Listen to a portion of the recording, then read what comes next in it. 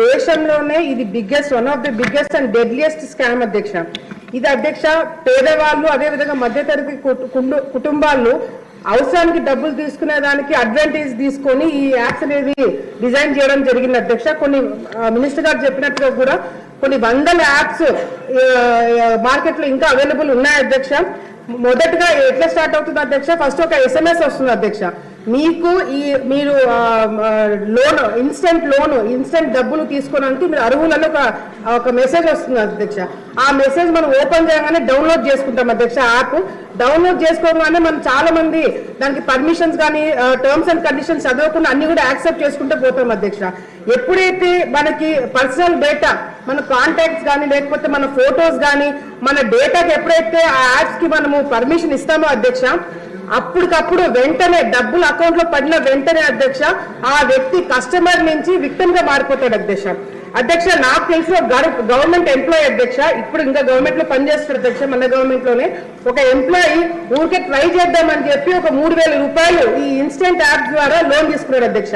వెంటనే ఎప్పుడైతే యాక్సెస్ ఇచ్చాడో అధ్యక్ష, యాక్సెస్ ఇచ్చిన వెంటనే ఈ 3,000 అనేది మీరు 6 నెలలు కట్టచ్చు, 2 రూపాయలు ఇంట్రెస్ట్ అని చెప్పి ఫస్ట్ మనకు ఒక మెసేజ్ వస్తుంది. అది 3,000 కదా 2 రూపాయలే కదా అని చెప్పి ఊరికి ట్రై చేశాడు అధ్యక్ష. 3,000 నుంచి 30,000 జరిగింది అధ్యక్ష. లాస్ట్ కి బయటికి వచ్చేటప్పుడు 3 లక్షల రూపాయలు కట్టాడు అధ్యక్ష. 3 లక్షల రూపాయలు ఇన్స్టెంట్ ఈ స్కామ్ కింద ఇతను 3 లక్షలు కట్టి ఇంకా నాకు చేత కాదని ఫోన్ నంబర్ మార్చుకొని కంప్లైంట్ ఇచ్చిన తర్వాత ఆగిపోయిన అధ్యక్ష. అది కూడా 3 లక్షలు కట్టకపోతే ఆల్రెడీ ఇతని ఫోటోలు, ఈ ఫోన్ లో ఉన్న కుటుంబ సభ్యుల ఫోటోలు, కూతురు ఫోటో, మనవరాల ఫోటోలు అన్ని కూడా మార్క్ చేసి వాళ్ళ కాంటాక్ట్స్ లో ఉన్న వాళ్ళ కుటుంబ సభ్యులకి, ఫ్రెండ్స్ కి అందరికీ కూడా పంపించి బెదిరించే కార్యక్రమం చేశారు అధ్యక్ష. ఇది జస్ట్ ఒక చిన్న ఎగ్జాంపుల్ మాత్రమే అధ్యక్ష. మన రాష్ట్రంలో మంత్రి గారు చెప్పినట్టుగా మరి 8 మంది సూసైడ్ చేసుకున్నారు అధ్యక్ష. ఇది కూడా కేవలం వాళ్ళు వచ్చి కంప్లైంట్ ఇచ్చి మనకు తెలిసిన విషయాలే అధ్యక్ష. తెలియని కంప్లైంట్లు ఇంకా కేసులు చాలా ఉన్నాయి అధ్యక్ష. మరి దీని మీద చాలా పెద్ద చర్చ జరగాలి అధ్యక్ష.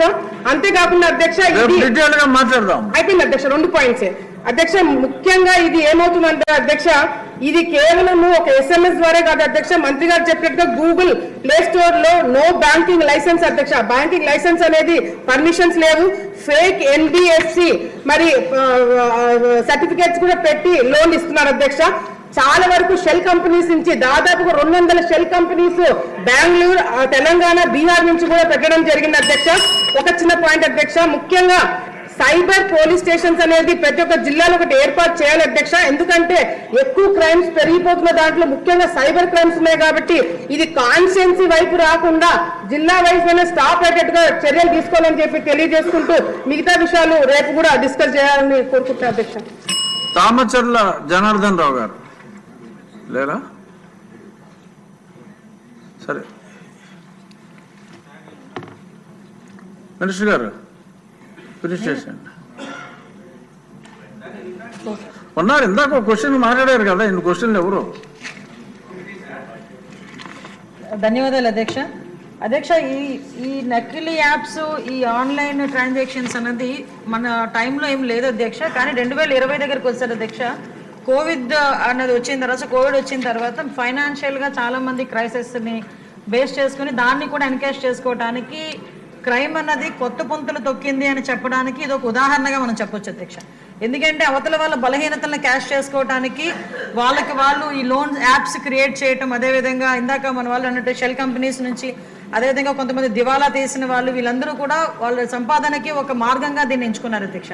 అదే టైంలో ప్రజల తాలూకా సెంటిమెంట్ కానీ వాళ్ళ తాలూకా భావోద్వేగాలతో వాళ్ళు ఒక క్యాష్ చేసుకోవడానికి ఈ లోన్ యాప్స్ని క్రియేట్ చేయటం, అదేవిధంగా వాళ్ళకి 5,000, 4,000 అన్నది వాళ్ళకి చిన్న అమౌంట్స్ అధ్యక్ష. ఇందాక మన గౌరవ సభ్యులు చెప్పినట్టుగా ఒక SMS వస్తుంది, మీకు ఎటువంటి డాక్యుమెంట్స్ అవసరం లేదు, ఇన్స్టెంట్గా మీకు లోన్ ఇస్తామని చెప్పేసి 5,000, 10,000. ఇప్పుడు చిన్న పిల్లలు, చదువుకునే పిల్లలు కూడా వాళ్ళకి పాకెట్ మనీ కూడా వాళ్ళని అడగలేక, తల్లిదండ్రులను అడగలేక ఇలాంటి యాప్స్కి బలైపోయిన పరిస్థితులు కూడా చాలా కనిపించినాయి అధ్యక్ష. ఇటువంటి సందర్భంలో అధ్యక్ష వాళ్ళకి ఆ యాప్ వచ్చిన తర్వాత ఇంకా వాళ్ళకి వెంటనే ఒక నోటిఫికేషన్ వచ్చేస్తుంది, వాళ్ళు ఎగ్రీ కొడతారు అధ్యక్ష. ఎగ్రీ కొట్టిన వెంటనే వీళ్ళ కాంటాక్ట్స్ అన్ని వాళ్ళ హ్యాండ్ ఓవర్లోకి వెళ్ళిపోతాయి, వీళ్ళ గ్యాలరీ మొత్తం వాళ్ళ హ్యాండ్ ఓవర్లోకి వెళ్ళిపోతుంది.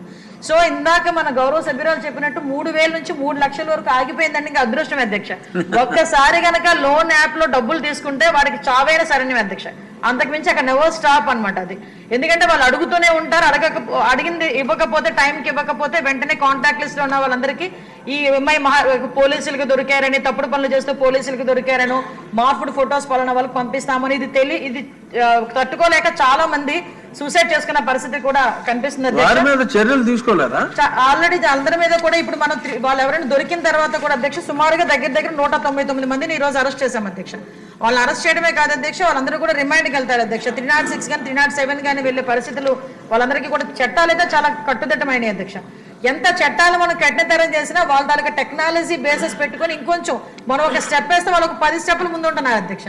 ఆఖరికి ఇలాంటి లోన్ యాప్ లో కానీ సైబర్ క్రైమ్ లో కానీ బలైపోతున్న వాళ్ళు చదువు లేని వాళ్ళు బలైపోయారంటే ఒక అర్థం ఉంది అధ్యక్ష.